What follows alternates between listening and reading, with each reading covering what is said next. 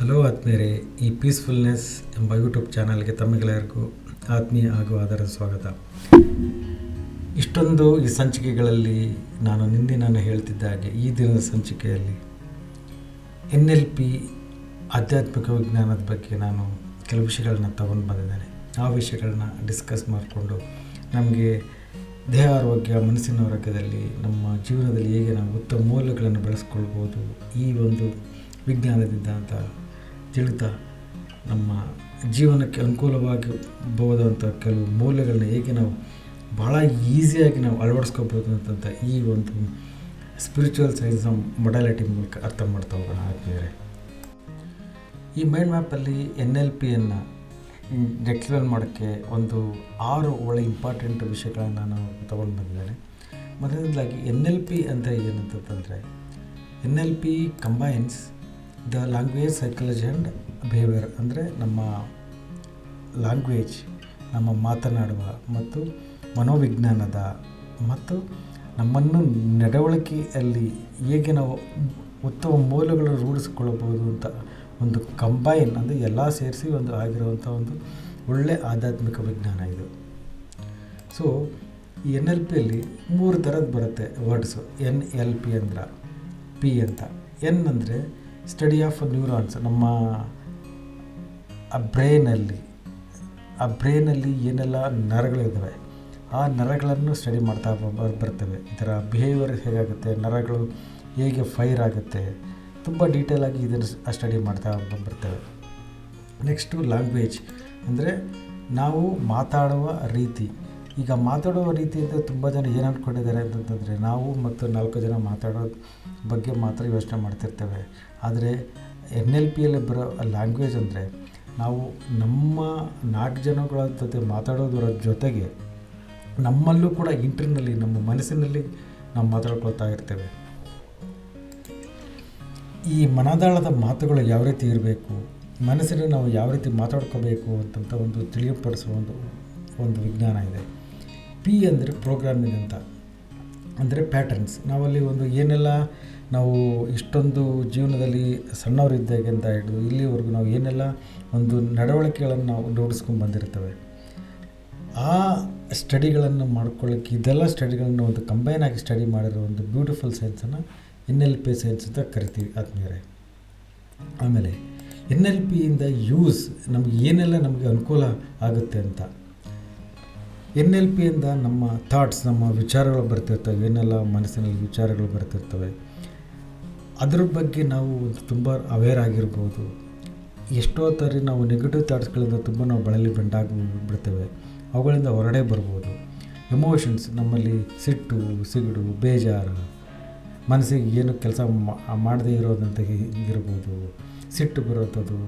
ಆಮೇಲೆ ಪ್ರೋಕ್ರಸ್ಟಿನೇಷನ್, ಎಲ್ಲದಕ್ಕೂ ಕೆಲಸಗಳನ್ನು ಮುಂದಾಗ್ತಾ ಇರೋದು. ಆಮೇಲೆ ಶೇಮ್, ನಮಗೇನೆಲ್ಲ ಈ ಹಿಂದಿನದಲ್ಲಿ ಯಾವುದೋ ಮಾಡೋ ತಪ್ಪುಗಳಿಗೆ ನಾವು ಮನಸ್ಸಿನಲ್ಲೇ ವ್ಯಥೆ ಪಡ್ತಾ ಇರ್ತೇವೆ. ಆಮೇಲೆ ಗಿಲ್ಟ್ ಅಂತ ಇರ್ತೀವಿ, ನಮಗೆ ನಾವು ಬೈಕೊಳ್ತಾ ಇರ್ತೇವೆ. ಸೊ ಇವುಗಳಿಂದ ಎಲ್ಲವಕ್ಕೂ ಹೊರಗಡೆ ಬರುವಂಥ ಒಂದು ಬ್ಯೂಟಿಫುಲ್ ಸೈನ್ಸ್ ಆಗಿದೆ. ಆಮೇಲೆ ಬಿಹೇವಿಯರ್ಸ್ ಅಂದರೆ ನಾವು ನಮ್ಮ ಬಿಹೇವಿಯರ್ಸ್ಗಳು ಇರ್ತಾವಲ್ಲ, 4 ಜನಗಳು ಮಾತಾಡುವ ರೀತಿ, ನಮ್ಮಲ್ಲಿ ನಾವು ಮನಸ್ಸಿನಲ್ಲಿ ಮಾತಾಡುವ ರೀತಿ, ಮತ್ತು 4 ಜನ ಮತ್ತು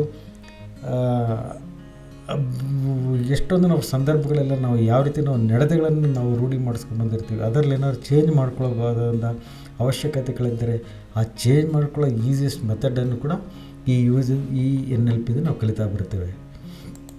ನೆಕ್ಸ್ಟು ಈ ಆರಿಜಿನ್ ಆಫ್ NLP ಅಂದರೆ NLP ಹೇಗೆ ಬಂತು ಅಂತಂದರೆ 1970ರಲ್ಲಿ ಕ್ಯಾಲಿಫೋರ್ನಿಯಾದಲ್ಲಿ ರಿಚರ್ಡ್ ಬ್ಯಾಂಡ್ಲರ್ ಒಬ್ಬರು ಮನೋವಿಜ್ಞಾನಿ ಇದ್ದರು.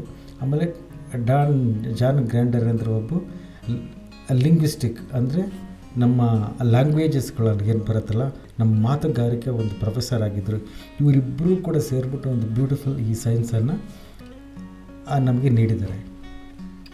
ನೆಕ್ಸ್ಟು ನಾನು ನಿಜವಾಗ್ಲೂ ಈ NLPಯಿಂದ ನನಗೆ ಆಗಿದ್ದ ಬೆನಿಫಿಟ್ ಏನಂತ ನಿಜವಾಗ್ಲೂ ಹೇಳಲಿಕ್ಕೆ ನಾನು ಇಷ್ಟಪಡ್ತೇನೆ. ಯಾಕಂದರೆ ತಮಗೆ ಗೊತ್ತಿರಾಗೆ ನನಗೆ ತುಂಬ ಸ್ಟ್ಯಾಮಿನಿಂಗ್ ಇತ್ತು. 4 ಜನಗಳ ಮಧ್ಯೆ ಮಾತಾಡೋಕ್ಕೂ ನನಗೆ ಆಗ್ತಿರಲಿಲ್ಲ. ಸ್ಟೇಜ್ ಫಿಯರ್ ಇತ್ತು. ಇವತ್ತು ಯಾವುದೇ ಹೋಗಿ ಸಭೆಗಾಗಿ ಇದು ಸಮಾರಂಭಗಳಲ್ಲಿ ನನ್ನ ಮಾತಾಡಲಿಕ್ಕೆ ಬಿಟ್ಟರೆ ಆರಾಮವಾಗಿ ನಿರರ್ಗಳವಾಗಿ ಎಷ್ಟೋ ಥರ ನಾನು ಮಾತಾಡೋ ಈ ಒಂದು ವಿಜ್ಞಾನದಿಂದ ನಾನು ಅದನ್ನು ಅನುಕೂಲ ಆಗಿದೆ. ಆಮೇಲೆ ಈ ಎಲ್ಲ ಟೆಕ್ನಿಕ್ಸ್ಗಳು ಎಸ್ಪೆಷಲಿ ನನಗೆ ತುಂಬ ಅನುಕೂಲ ಆದಂಥ ಟೆಕ್ನಿಕ್ಸ್ ಅಂದರೆ ಆ್ಯಂಕರಿಂಗ್ ಅಂತ ಒಂದು ಬರುತ್ತೆ, ರಿವೈರಿಂಗ್ ಆಫ್ ದ ಬ್ರೈನ್ ಕಾನ್ಸೆಪ್ಟ್ ಅಂತ ಇದರಲ್ಲೇ ಬರುತ್ತೆ, ರೀಫ್ರೇಮಿಂಗ್ ಅಂತ ಬರುತ್ತೆ. ಸೊ ಇದೆಲ್ಲ ಒಂದು ಬ್ಯೂಟಿಫುಲ್ ಸೆನ್ಸಲ್ಲಿ ಇನ್ನೆಲ್ಲ ಟೆಕ್ನಿಕ್ಸ್ ಬರ್ತವೆ. ಈ ಟೆಕ್ನಿಕ್ಸ್ಗಳಿಂದ ನಾವು ಅಳವಡಿಸ್ಕೊಂಡ್ಬಿಟ್ಟು ನಾವು ಉತ್ತಮ ಸಮಾಜದಲ್ಲಿ ಉತ್ತಮವಾಗಿ ನಡವಳಿಕೆ ಮತ್ತು ಒಳ್ಳೆಯ ಒಂದು ಮೌಲ್ಯಗಳನ್ನು ಬೆಳೆಸ್ಕೊಂಡು ಬರ್ಬೋದು ಅಂತ ಈ ಸೈನ್ಸಿಂದ ಅರ್ಥ ಆಗುತ್ತೆ ಆದಮೇಲೆ. ಮತ್ತು ಇನ್ನೊಂದು, ಈ NLP ಅರ್ಥ ಮಾಡ್ಕೊಳ್ಳೋದ್ರಿಂದ ನಮ್ಗೆ ಏನೆಲ್ಲ ಅನುಕೂಲ ಆಗುತ್ತೆ ಅಂತ ಭಾಳ ಜನ ಕೇಳ್ತಾರೆ. ಇದನ್ನು ನಾವು ಈ ಒಂದು 8 ಪಾಯಿಂಟ್ಗಳಿಂದ ನಾನು ಹೇಳ್ತಾ ಬರ್ತೇನೆ. ಈಗ ಪರ್ಸ್ನಲ್ ಡೆವಲಪ್ಮೆಂಟ್ ಅಂತ ಬರುತ್ತೆ, ನಮ್ಮಲ್ಲಿ ನಾವು ಮೌಲ್ಯಗಳನ್ನು ಹೇಗೆ ವೃದ್ಧಿಸ್ಕೋಬೋದು ಅಂತ. ಇವಾಗ ಗ್ರೇಟರ್ ಸೆಲ್ಫ್ ಅವೇರ್ನೆಸ್ ಆಗಲಿ, ನಾವು ಪ್ರತಿದಿನ ಎದ್ದೇನಿಂದ ಮಲ್ಕೊಳ್ಳೋವರೆಗೂ ನಾವು ಎಷ್ಟು ಅವೇರ್ನೆಸ್ ಆಗಿರ್ತೀವೋ, ಅಂದರೆ ಎಷ್ಟು ನಾವು ಎಲ್ಲವನ್ನು ಗಮನಿಸ್ತಾ ಬರ್ತೀವೋ, ಎಲ್ಲ ವಿಚಾರಗಳನ್ನು, ಆ ವಸ್ತುಗಳನ್ನು, ಸಂದರ್ಭದಲ್ಲಿ ಒಂದು ವಿಮರ್ಶಿಸುವ ಒಂದು ಜ್ಞಾನವನ್ನು ನಾವು ಎಷ್ಟು ಅವೇರಾಗಿ ನಾವು ಬರ್ತೀವೋ ಅಷ್ಟು ನಾವು ಸುಲಭವಾಗಿ ನಮಗೆ ಯಾವುದೇ ಸ್ಟ್ರೆಸ್ ಇಲ್ಲದಾಗೆ, ಯಾವುದೇ ಒತ್ತಡ ಇಲ್ಲದಾಗೆ ನಾವು ಎಲ್ಲ ಕೆಲಸಗಳನ್ನು ಮಾಡ್ತಾ ಬರ್ತೇವೆ. ಸೊ ಅಂಥ ಒಂದು ಅವೇರ್ನೆಸ್, ಸೆಲ್ಫ್ ಅವೇರ್ನೆಸ್ ಇದರಿಂದ ಕ್ರಿಯೇಟ್ ಆಗ್ತಾ ಬರುತ್ತೆ. ಆಮೇಲೆ ಎಮೋಷನಲ್ ಮ್ಯಾನೇಜ್ಮೆಂಟ್ ಕರಿತೀವಿ.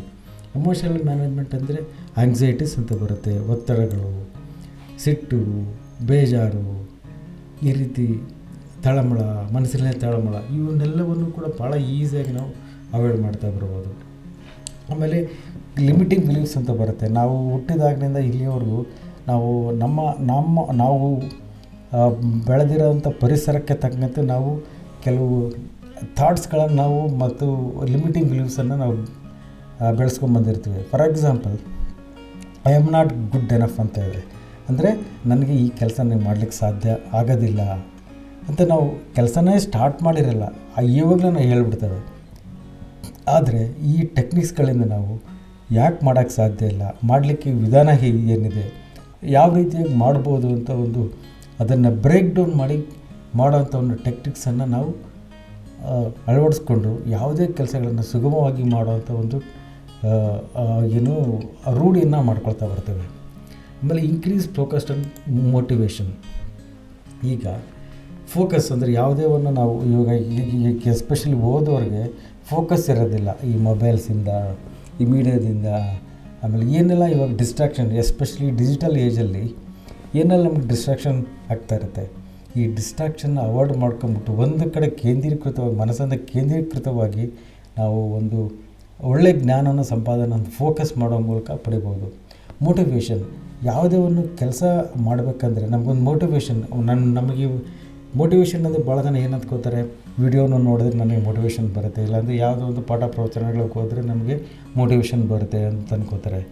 ಮೋಟಿವೇಶನ್ ಅಂತಂದರೆ ಹೊರಗಡೆಯಿಂದ ಮೋಟಿವೇಶನ್ ಬರೋದಕ್ಕಿಂತ ನಮ್ಮಲ್ಲಿಯೇ ಒಂದು ಇನ್ನರ್ ಫೈರ್ ಅಂತ ಏನು ಹೇಳ್ತೀವಲ್ಲ, ನಮ್ಮ ಅಂತರಾಳದ ಏನೋ ಒಂದು ಮಾಡಬೇಕು ಅಂತ ಹಂಬಲ, ಅದು ನಮಗೆ ಬೆಳೀತಾ ಹೋಗುತ್ತೆ. ಇದನ್ನು ನಾವು ಹೆಚ್ಚಿಗೆ ಮಾಡ್ಕೊಂಡು ಬರ್ಬೋದು. ಆಮೇಲೆ maintain the positive energy towards their ambitions. ನಾವು ಯಾವುದೇ ಒಂದು ಸಾಧನೆ ಮಾಡಬೇಕಂದ್ರೆ ಅದನ್ನು ಸಕಾರಾತ್ಮಕವಾಗಿ ಯೋಚನೆ ಮಾಡುವಂಥ ಮನೋಭಾವವನ್ನು ಈ ರೀತಿ ನಾವು ಬೆಳೆಸ್ಕೊತಾ ಬರ್ತೇವೆ. ಸೊ ಎರಡನೇದಾಗಿ ಪ್ರೊಫೆಷನಲ್ ಗ್ರೋತ್, ಅಂದರೆ ನಾವು ಇವಾಗ ಪರ್ಸ್ನಲ್ ಗ್ರೋತ್, ನಮ್ಮ ಸ್ವಂತಕ್ಕೆ ಉಪಯೋಗವಾಗೋದ್ರ ಜೊತೆಗೆ ನಾವು ಕೆಲಸವನ್ನಾಗಲಿ, ಒಂದು ವೃತ್ತಿಯನ್ನಾಗಲಿ, ಯಾವುದೇ ಒಂದು ಬಿಸ್ನೆಸ್ಸನ್ನು ನಾವು ಮಾಡ್ತಾಯಿರ್ತೇವಲ್ವ. ಸೊ ಹಾಗಾದಮೇಲೆ ಈ ಇಂಪ್ರೂವ್ಡ್ ಕಮ್ಯುನಿಕೇಷನ್, 4 ಜನಗಳ ಮಧ್ಯೆ ಯಾವ ರೀತಿ ಮಾತಾಡಬೇಕು, ಆಮೇಲೆ ಡಿಸಿಷನ್ ಮೇಕಿಂಗ್, ನಾವು ಕೆಲಸಗಳಲ್ಲಿ ನಾವು ಕೆಲವು ನಿರ್ಧಾರಗಳನ್ನು ತುಂಬ ಕ್ಲಿಷ್ಟಕರವಾದ ಯಾವುದೇ ಒಂದು ಸಂದಿಗ್ಧ ಸ್ಥಿತಿಯಲ್ಲಿ ಬಂದಾಗ ಆ ಸಂದರ್ಭದಲ್ಲಿ ನಿರ್ಧಾರಗಳನ್ನು ತೆಗೆದುಕೊಳ್ಳೋ ಮನಸ್ಥಿತಿ ನಮ್ಮ ಹತ್ರ ಇರಬೇಕಾಗುತ್ತೆ. ಸೊ ಇಲ್ಲದೆ ಹೋದರೆ ನಾವು ಸಫರ್ ಪಡ್ತೀವಿ, ಭಾಳ ನಾವು ವ್ಯಥೆ ಪಡ್ತೀವಿ ಆ ಸಂದರ್ಭಗಳಲ್ಲಿ. ಆಮೇಲೆ ಗೋಲ್ಸ್ ಸೆಟ್ಟಿಂಗ್ ಅಂತ ಬರುತ್ತೆ. ನಾವು ಯಾವುದೋ ಒಂದು ಕೆಲಸ ಮಾಡಬೇಕಾದ್ರೆ ಸುಲಭವಾಗಿ ಮೈಲ್ಸ್ಟೋನ್ ಕ್ರಿಯೇಟ್ ಮಾಡೋವಂಥ ಮೆಥಡನ್ನು ನಾವು ಇದರಿಂದ ಬೆಳೀತಾ ಬರ್ತೇವೆ. ಬೆಟರ್ ಸ್ಟ್ರೆಸ್ ಮ್ಯಾನೇಜ್ಮೆಂಟ್, ಯಾವುದೇ ಒತ್ತಡಗಳಿಲ್ಲದೆ ಮನಸ್ಸಿನ ಮತ್ತು ದೇಹದಲ್ಲಿ ಯಾವುದೇ ಒತ್ತಡಗಳು ಆಗದಂತೆ ಸುಲಲಿತ ಜೀವನವನ್ನು ನಾವು ಈ ಪರ್ಸ್ನಲ್ ಗ್ರೋತ್ ಅಂತ ನಾವು ಇಂಪ್ರೂವ್ ಮಾಡ್ಕೊಳ್ಳೋದ್ರ ಮೂಲಕ ನಾವು ಇದರಿಂದ ತಿಳಿತಾ ಬರ್ತೇವೆ ಆದ್ಮೇಲೆ. ಇನ್ನು ನಾವು ಇದನ್ನು ಹೇಳ್ತಾ ಹೋದರೆ ಏನೆಲ್ಲ ಅನುಕೂಲಗಳಿದೆ. ಎನ್ಹ್ಯಾನ್ಸ್ ರಿಲೇಷನ್ಶಿಪ್, ನಾವಿವಾಗ ಈ ಸಾಮಾಜಿಕ ಜೀವನದಲ್ಲಿ ಈ ಸಂಬಂಧಗಳನ್ನು ನಾವು ಮೌಲ್ಯಾಧಾರಿತವಾಗಿ ನಾವು ಬೆಳೆಸ್ಕೊಂಡು ಹೋಗಬೇಕಾಗತ್ತೆ. ಬಿಲ್ಡಿಂಗ್ ರ್ಯಾಪು ಅಂತ ಹೇಳ್ತೀವಿ. ಅಂದರೆ ಒಬ್ಬ ಮನುಷ್ಯ ನನ್ನ ಮುಂದೆ ಯಾರಾದರೂ ಬಂದರೆ ಅವರನ್ನು ಮಾತಾಡಿಸೋ ಒಂದು ರೀತಿ ಇದೆ.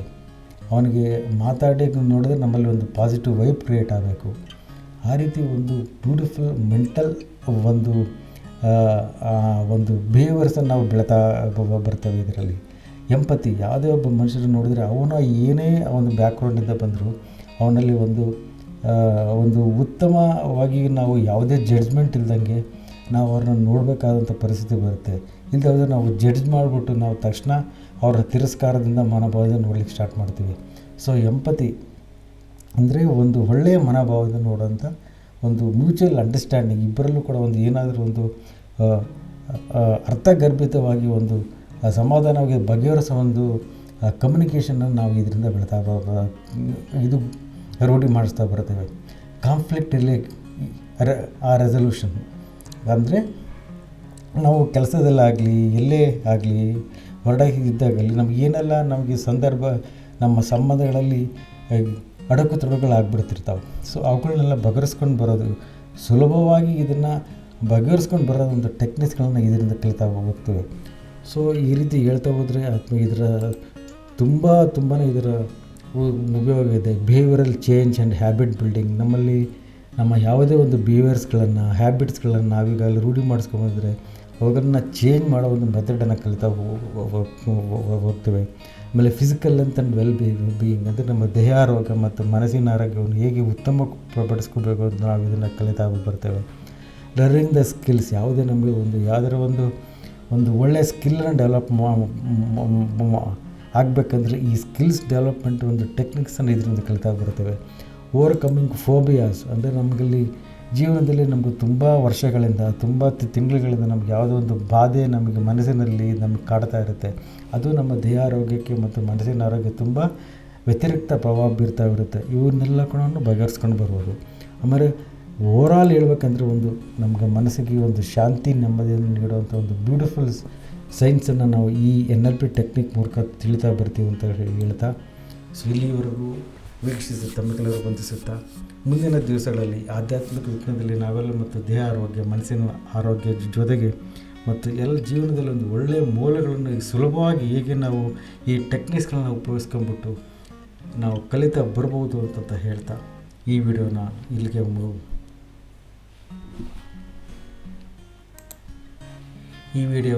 ಮುಕ್ತಾಯ ಮಾಡ್ತೀನಿ. ಅದಾದ್ಮೇಲೆ ಮುಂದಿನ ಮತ್ತೆ ಸಂಚಿಕೆಗಳಲ್ಲಿ ಭೇಟಿಯಾಗೋಣ ಹೇಳ್ತಾ ಈ ವಿಡಿಯೋ ಮುಗಿಸ್ತೇನೆ. Thank you.